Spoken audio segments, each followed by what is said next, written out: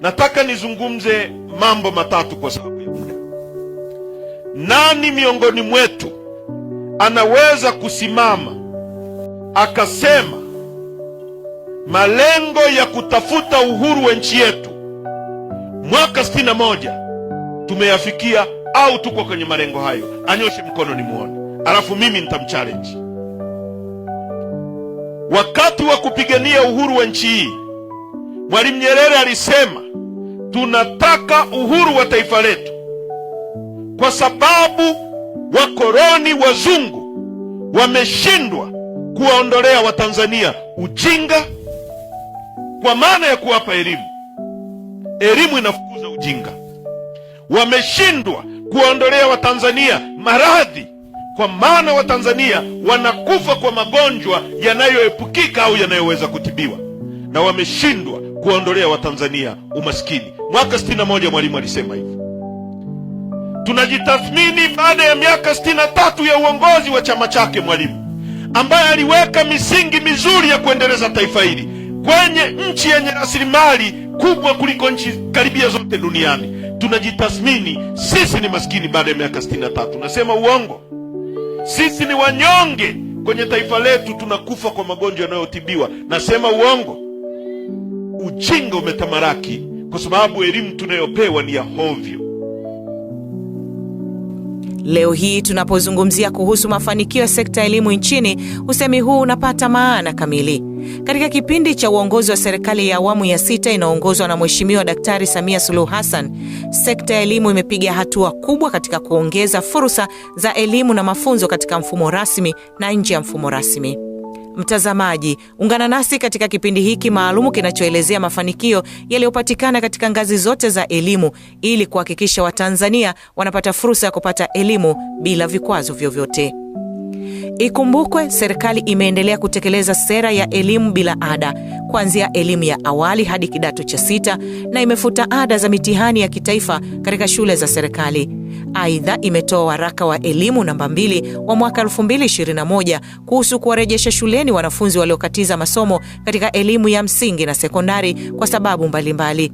Utekelezaji wa waraka huo umewezesha wanafunzi kupata fursa ya kuendelea na masomo. Tumeondoa gharama kwa wazazi kusomesha watoto kwa jina la elimu bure. Lakini elimu hii niwaambie, sio bure, ni elimu inayolipiwa na serikali. Serikali tunalipa kwa ajili ya watoto wetu. Niwaombe sana wazazi wenzangu, waacheni watoto wakasome. Madarasa haya tunayoyajenga, shule tunazozijenga, walimu tunaoajiri ni kwa ajili ya watoto wetu hawa. Lakini vile vile tumeweza kujenga VETA kila wilaya. VETA, shule ambazo zinafanya elimu ya maarifa, inawapa watoto amali za ujuzi wa kuweza kujiajiri au kuajiriwa. Wilaya zote tumejenga, lakini pia kuna VETA za kila mkoa ambazo tunaendelea kuzijenga kwa ajili hiyo. Kwa hiyo niseme kwamba lengo kuu ni kuwafanya vijana wetu waweze kujiajiri, na hasa sasa hivi kwamba umeme uko kila kona ya Tanzania, watoto wetu wapate mafunzo na waweze kujiajiri au kuajiriwa na viwanda vinavyojengwa. Mshukuru Mungu kwa fursa niliyopewa, na namshukuru pia mama yangu Mama Samia au rais wangu wa Tanzania kwa kunipa nafasi nyingine, kwa kuniangalia jicho la tatu na kurudi shule tena. Na ninaahidi nitajitahidi kadri ya uwezo wangu mimi hapa kufaulu na kuleta matunda katika familia yangu na mtoto wangu pia kuja kupata elimu. Kila Mtanzania ni shahidi wa namna serikali ilivyotekeleza ujenzi wa miundombinu ya elimu katika kila kona ya nchi. Na kulingana na takwimu zilizopo zinaonyesha kuwa ujenzi wa vyumba vya madarasa katika shule za awali na msingi vimeongezeka kutoka 17,321 mwaka 2020 hadi kufikia madarasa 29,412 mwaka 2024. Na ujenzi wa matundu ya vyoo katika shule za msingi umeongezeka kutoka 17,321 mwaka 2020 hadi 33,263 mwaka 2024. Ujenzi wa miundombinu hiyo umeenda sambamba na ujenzi wa shule mpya za msingi 380 ambao umewezesha ongezeko kutoka shule 16,656 mwaka 2020 hadi 19,783 mwaka 2024. Shule hizo zimeongeza idadi ya wanafunzi kutoka milioni 12,303,305 mwaka 2020 hadi kufikia milioni 13,067,774 mwaka 2024. Kwa upande wa elimu ya sekondari, tumeshuhudia ongezeko la vyumba vya madarasa kutoka 17,000 mwaka 2020 hadi 48,473 mwaka 2024 na kujengwa kwa shule mpya za sekondari zikiwemo shule 26 za sekondari za wasichana za sayansi kwa kila mkoa, 7 za wavulana, shule 100 za sekondari za amali pamoja na shule za sekondari za kata 686. Miundombinu hiyo imeongeza idadi ya shule za sekondari kutoka 5,280 mwaka 2020 hadi 5,807 mwaka 2024 na idadi ya wanafunzi kutoka wanafunzi milioni 2,273,300 mwaka 2020 hadi wanafunzi milioni 2,695,750 mwaka 2024.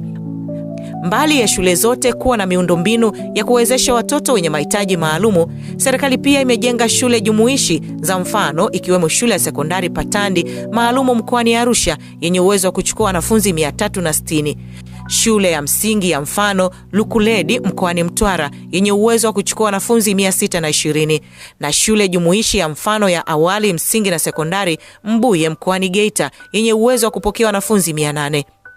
Jitihada hizi zimeongeza idadi ya wanafunzi wenye mahitaji maalumu kutoka 66,083 mwaka 2020 hadi kufikia 94,618 mwaka 2024.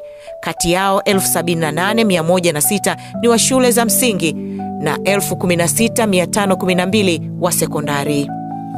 Kuhakikisha wanafunzi wenye mahitaji maalumu wanashiriki kikamilifu katika ujifunzaji, serikali imeajiri walimu 603 pamoja na walimu wa lugha ya alama 78 na kununua vifaa mbalimbali vikiwemo vishikwambi, tablets 376, kompyuta mpakato 215, vitimwendo 1454 pamoja na bajaji 55, emboza mashine 10 na vinasa sauti vya kielektroniki yani voice recorder 260. Sekta ya elimu imenufaika sana na uongozi wa Mheshimiwa Dr. Samia Suluhu Hassan.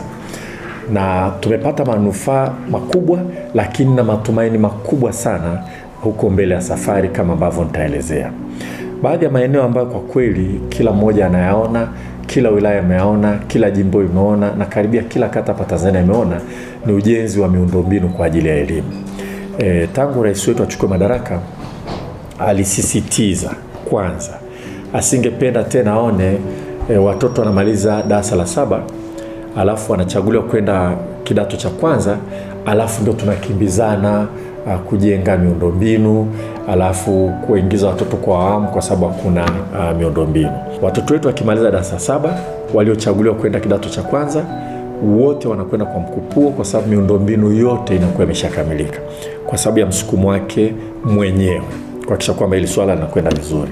Na vile vile wanaomaliza kidato cha 4 kwenda kidato cha 5 wote miundombinu inakuwa imeshakamilika. Mnavyofahamu idadi yetu inaongezeka, kwa hiyo kila mwaka idadi ya watoto wanaomaliza darasa la 7 inaongezeka. Mahitaji ya miundombinu yanaendelea kuongezeka.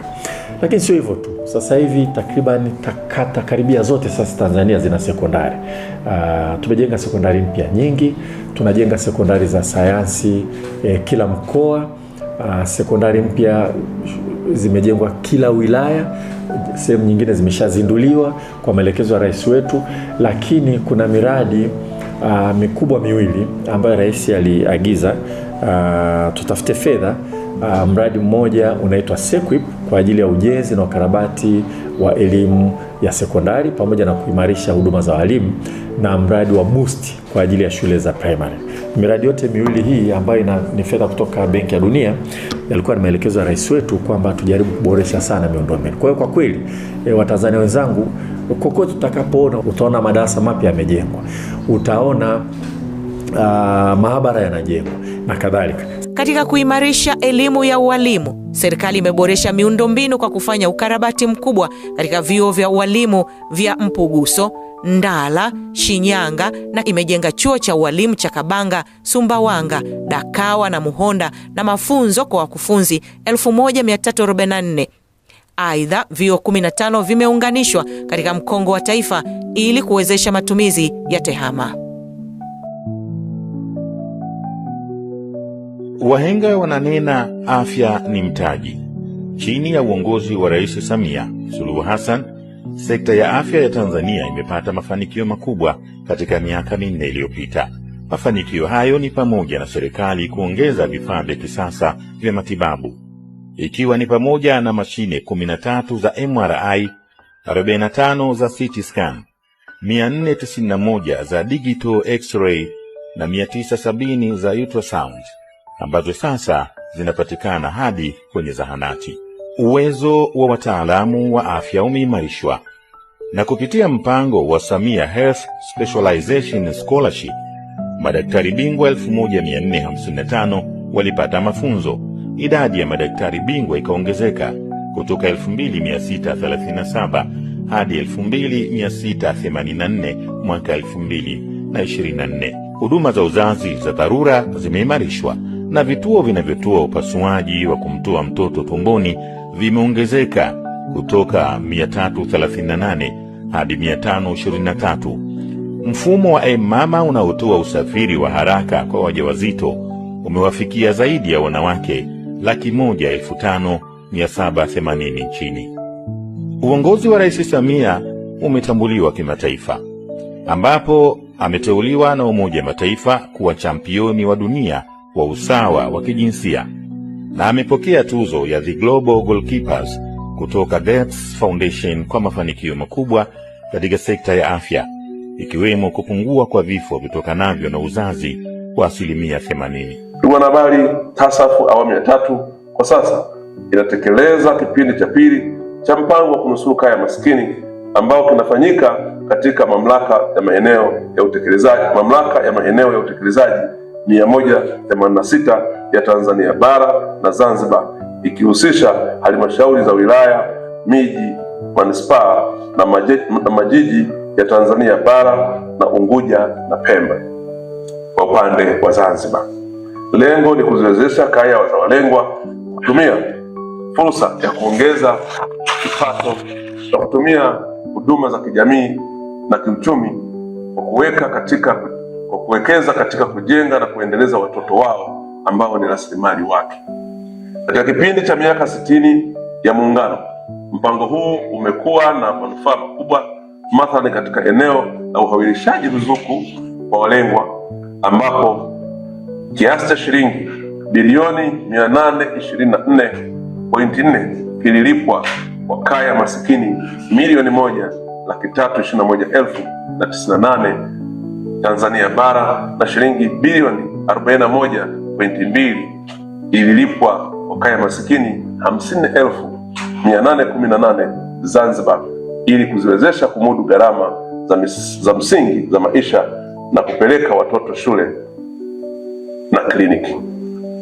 Vilevile TASAF iliandaa mpango wa miradi ya kutoa ajira za muda kwa kaya za walengwa ili kuongeza kipato kwa washiriki kufanya kazi katika miradi iliyoibuliwa na jamii wao yenyewe kwa kulipwa ujira. Tanzania bara, miradi 27,161 ya muda iliibuliwa na kutekelezwa katika vijiji na mitaa 9,891, ambapo walengwa 626,620 walipata ajira ya muda na kulipwa kiasi cha shilingi bilioni 110.4, wakati Unguja na Pemba katika shehia 244 miradi 704 iliibuliwa na kutekelezwa na walengwa 35,754, ambapo walilipwa ujira wa kiasi cha shilingi bilioni 13.2.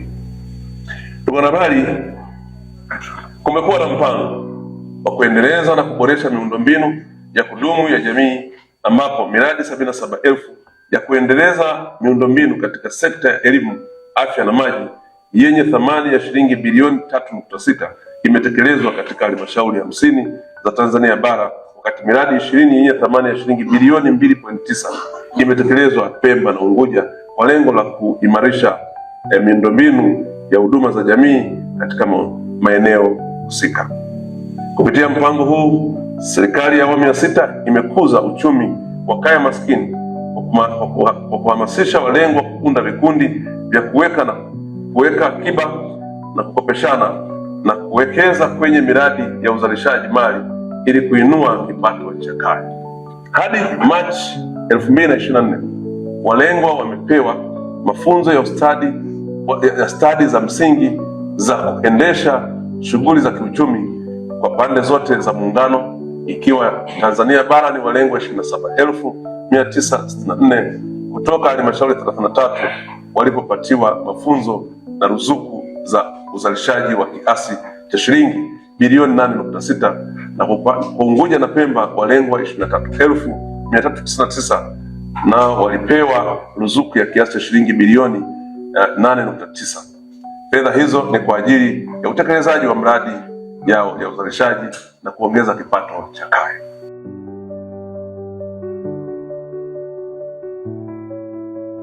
Hizi ni kurasa za Rais Dr. Hussein Ali Mwinyi, kurasa za mafanikio na mwelekeo thabiti, kurasa za kutekeleza aliyoyaahidi kwa wananchi.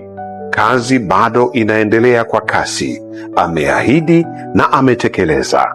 Ungana nasi katika kuangazia mafanikio lukuki ya kujivunia kwa utekelezaji wa miradi ya maendeleo katika sekta mbalimbali.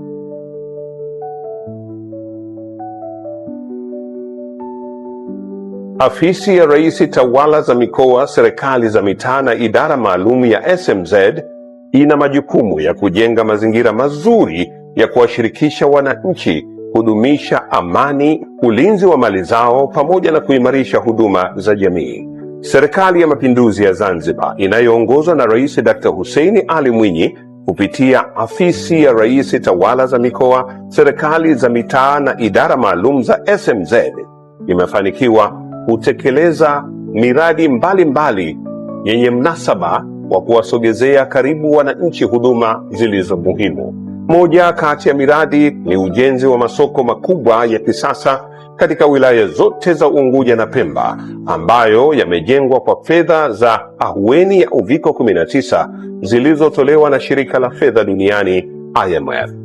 Lengo la ujenzi wa masoko haya ni kuwawekea mazingira mazuri ya wafanyabiashara kwa kuondosha magengeni. Sambamba na hilo, kwa muda mfupi Rais Dr. Mwinyi amejenga vituo vya wajasiriamali Unguja na Pemba, ikiwa ni utekelezaji wa ahadi alizowaahidi wananchi wakati wa kampeni.